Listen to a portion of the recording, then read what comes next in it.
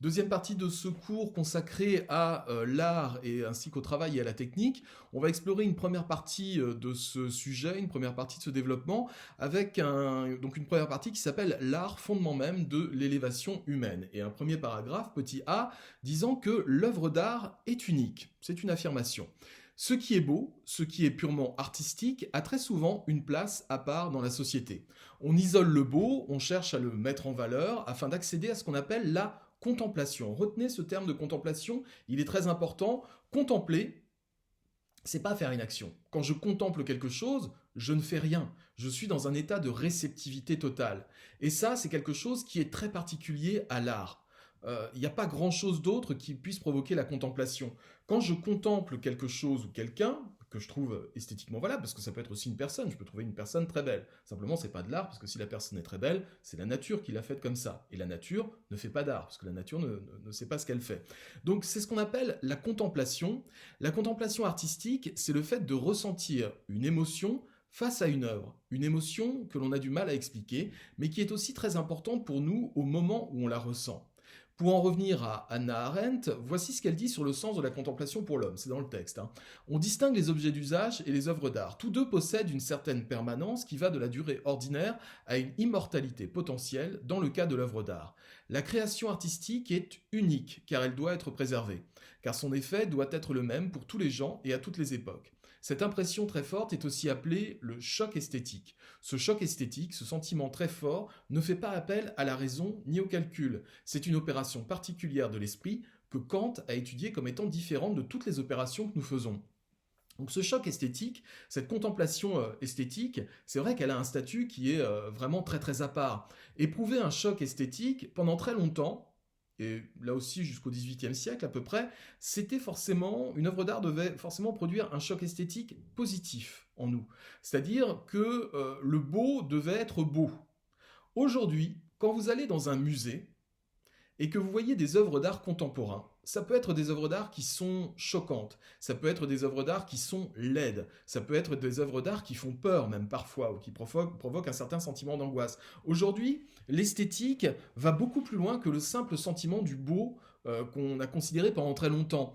Si vous prenez une grande œuvre d'art, par exemple le plafond de la chapelle Sixtine à Rome, au Vatican, quand vous voyez cette œuvre d'art en vrai, tout est fait pour que ça soit beau, pour que ça soit impressionnant, pour que il y ait un sentiment d'harmonie qui se dégage de ça. Aujourd'hui, regardez certaines œuvres d'art contemporaines, c'est pas fait pour être beau. Au contraire, c'est même fait pour nous choquer. Alors on explorera dans la deuxième partie notamment cette idée. Mais retenez ces deux termes qui sont très importants. Le terme de contemplation, c'est-à-dire d'ouverture totale de mes sens à ce qui n'est pas une action, mais ce qui est une réception de l'extérieur, et puis cette notion de choc esthétique, qui pendant très longtemps devait être un choc esthétique dans le sens du beau, de l'agréable, et qui maintenant peut être un choc esthétique totalement différent. Pensons à une autre œuvre d'art très connue, alors ça c'est une œuvre d'art qu'il faut éviter de mettre dans les dissertations, parce que les profs de philo n'en peuvent plus d'avoir toujours cette référence, mais vous la connaissez toutes et tous, cette œuvre d'art c'est le fameux Guernica de Picasso. Guernica de Picasso, c'est une œuvre qui non seulement n'est pas belle, mais qui n'est pas faite pour être belle. Picasso, quand il peint Guernica, il veut nous choquer. D'ailleurs, il y a une anecdote célèbre qui raconte qu'un haut dignitaire nazi avait vu Guernica dans un musée. Il y avait Picasso qui était là, et le nazi, qui n'aime pas du tout, évidemment, Picasso et l'art décadent, comme disaient les nazis, il lui dit c'est vous qui avez fait cette horreur, et Picasso dit non, c'est vous. Bah oui, parce que le bombardement de Guernica, c'est pas Picasso qui l'a fait.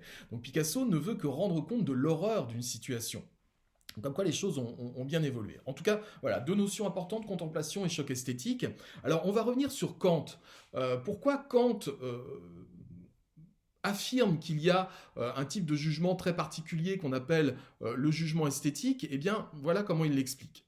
Kant distingue trois types de jugements émis par l'homme. D'abord, les jugements rationnels.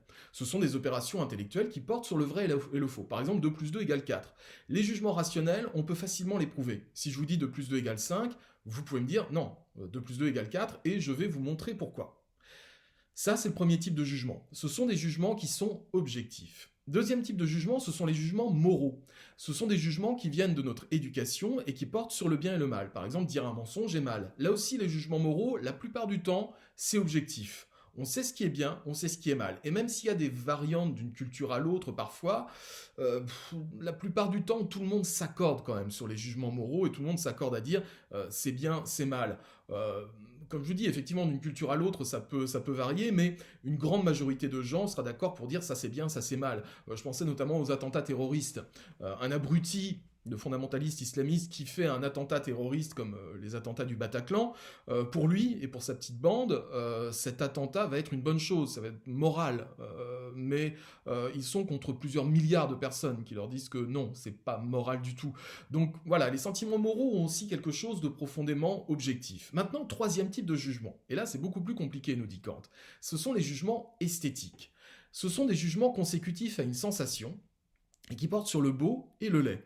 Exemple, cette œuvre est magnifique, je suis attiré par l'univers de tel artiste.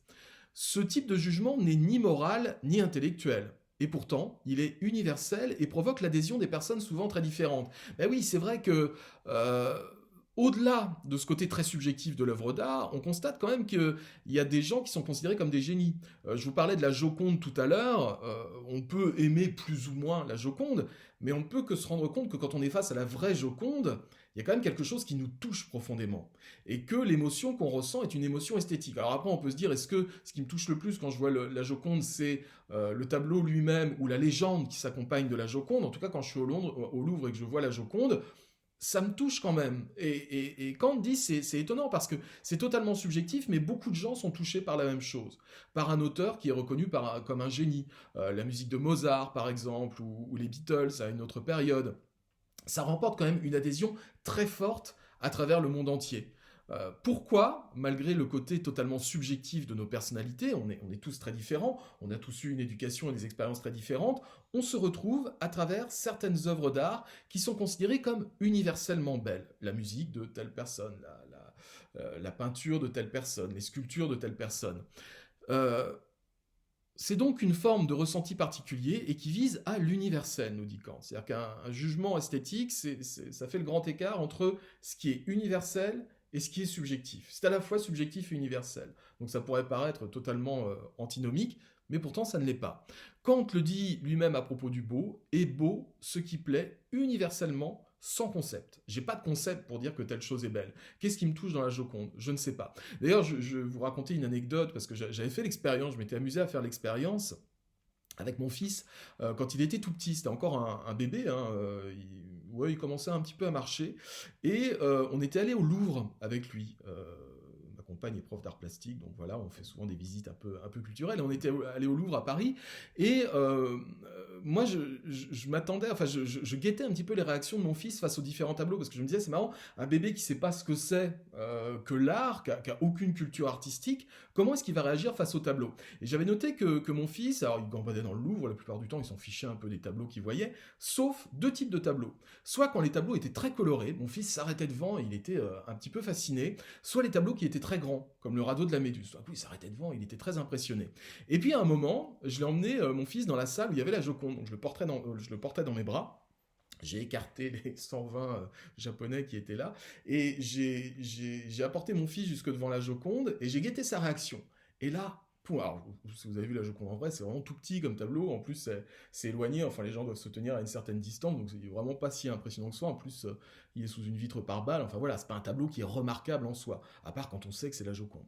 Et ben mon fils a été totalement fasciné. Totalement fasciné. C'est-à-dire qu'on est resté peut-être 5 minutes devant la Joconde, il disait rien, il regardait fixement, et quand je suis reparti avec lui, il continuait à tourner la tête comme ça, à continuer à regarder cette Joconde. Alors ça veut rien dire, c'est juste un exemple, c'est juste mon fils, et il est génial puisque c'est mon fils, mais en tout cas, voilà, je me suis dit, tiens, est-ce qu'il n'y aurait pas quelque chose dans ce tableau qui attire l'attention, qui fait que c'est pas n'importe quoi, c'est pas n'importe quel tableau, c'est pas un tableau très coloré, c'est pas un tableau très grand, il est dans une salle où il y a d'autres tableaux hein, de Vinci qui sont très beaux aussi dans cette salle-là, mais c'est celui-là qui nous attire parce que voilà, il y a quelque chose. Et un bébé qui ne connaît rien à l'art, qui n'a jamais entendu parler de la Joconde, sera sans doute fasciné par ce tableau.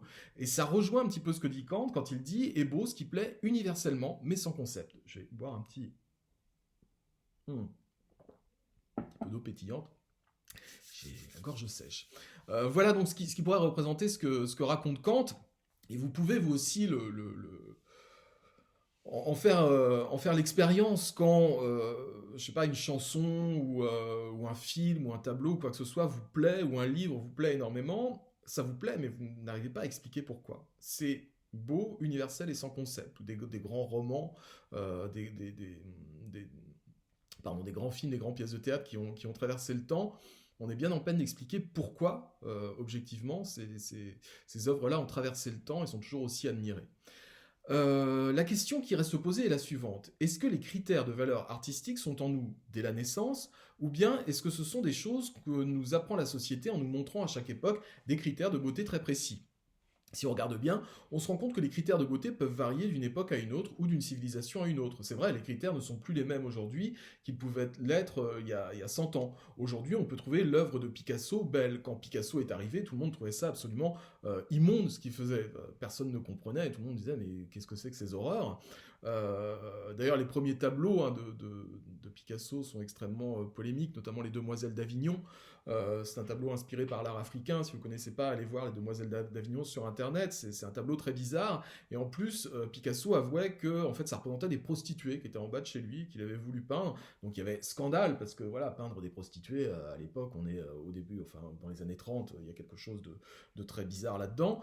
Et puis peindre des femmes avec des espèces de masques africains, ça ne correspond pas aux critères de l'époque. Donc ça veut dire aussi que les critères esthétiques évoluent avec le temps et qu'on ne juge pas les choses de la même façon. Imaginez, vous arrivez, vous avez une machine à remonter le temps, vous arrivez au 15e siècle et vous leur faites écouter du heavy metal. Imaginez la tronche qu'ils vont faire. Je pense qu'ils vont vous brûler très rapidement sur un bûcher parce qu'ils n'ont pas les critères, alors que nous, on les a. On comprend pourquoi ça peut avoir un intérêt ou être beau, certains morceaux de heavy metal. Heavy metal.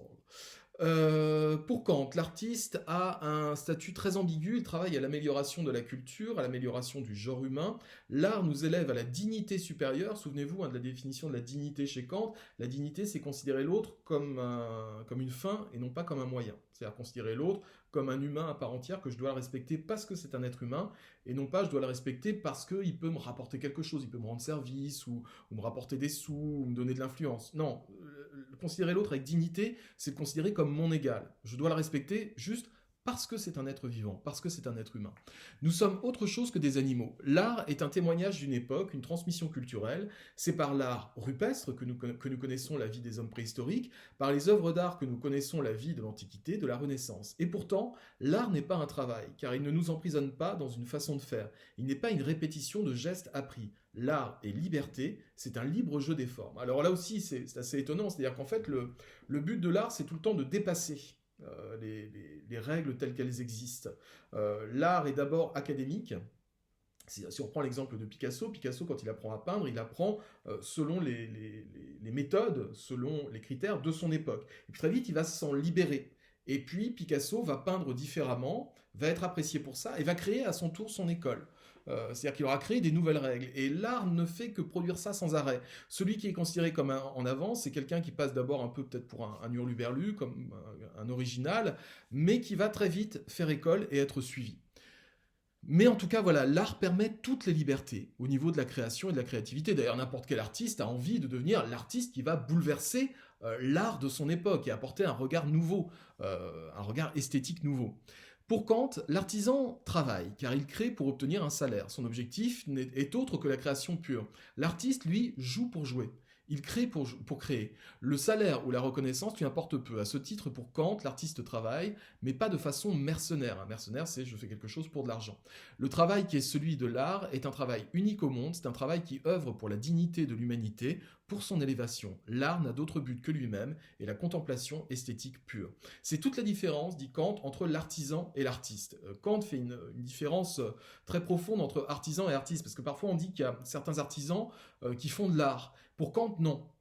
Par exemple, un ébéniste qui fait une table magnifique, pour Kant, ça ne pourra jamais être de l'art, parce que l'ébéniste fait ça parce qu'une table a un but déjà qui est un but pratique, et qu'en plus, l'artisan a fait cette table-là sur commande, parce qu'on lui a demandé de la faire et qu'il attend un salaire en retour. Donc, c'est une grosse différence avec l'artiste qui, lui, va peindre librement ou qui va créer de la musique librement. Et si sa peinture ou sa musique ne se vend pas, c'est pas très grave, elle existera quand même. Vous voyez ce que je veux dire? Donc, il n'y a pas une histoire de commande. Et alors, ce qu'on a souvent opposé à Kant, c'est qu'on a dit à Kant, bah ouais, mais ça marche pas votre truc, parce que si vous prenez ce qui est considéré comme la plus grande œuvre d'art de l'histoire en matière de peinture, c'est la Joconde. Or, la Joconde, c'était une commande. C'est-à-dire qu'un jour, c'est un monsieur qui est venu voir Léonard de Vinci et qui lui a dit, je voudrais que vous peigniez ma femme. Je voudrais avoir un souvenir de ma femme, donc voilà, tiens, Joconda, viens par là. Elle s'appelait Mona Luisa, c'est Mona Lisa. Et Mona Lisa, c'est un modèle que Léonard de Vinci a dû reprendre. Donc, où est la créativité là-dedans? À la base, c'est quand même une œuvre de commande. Donc, voilà, l'argument de Kant, ici, trouve quand même une certaine limite. Ouais, alors, je vais vous laisser là, parce que la vidéo fait plus de 15 minutes. Et puis, on se retrouve sur la prochaine vidéo pour la suite de ce cours. À très vite.